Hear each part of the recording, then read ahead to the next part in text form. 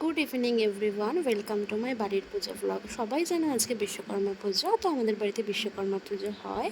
আমি আর ঠাকুমা সকাল সকাল উঠে ঠাকুরের জায়গাটা গুছিয়ে নিচ্ছিলাম। তো প্রথমেই আমি ফল কেটে নিয়েছিলাম, তারপরে আমরা চন্দন বেটে নিয়েছিলাম। আমি একটা বাড়িতে পুজো থাকলে কত যে চাপ থাকে সেটা তোমরা সবাই জানো।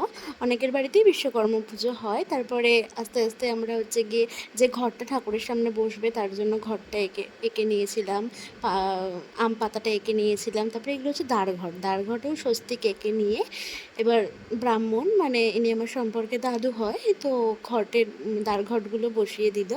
বাড়িতে পুজো হলে বাড়ির সামনে দ্বারঘট দেখতে খুবই ভালো লাগে।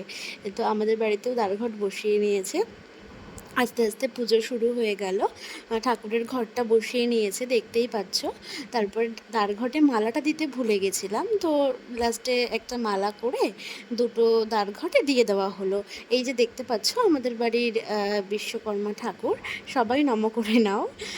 তারপরে ধূপ জ্বালিয়ে নিচ্ছিলাম, এটাকে বলে হচ্ছে কাঁচা ধূপ। এর গন্ধটা আমার ভীষণ ভালো লাগে, মানে পুজোর সময় কাঁচা ধূপের গন্ধ আমার অসাধারণ লাগে। আমি ধূপটা জ্বালিয়ে নিয়েছিলাম, তারপরে আমি ধুনোটা ধরিয়ে নিচ্ছিলাম।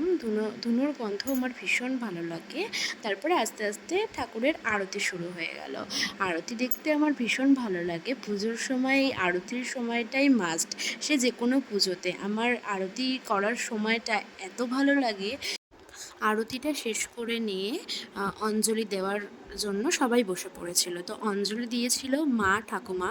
আমাদের পাড়ায় আজকের দিনে মনসা পুজো হয়, আমি সেই জন্য উপোস করেছিলাম। তো আজকের মিনি ব্লগটা এইটুকুই। টাটা, বাই বাই, সবাই ভালো থাকো। কেমন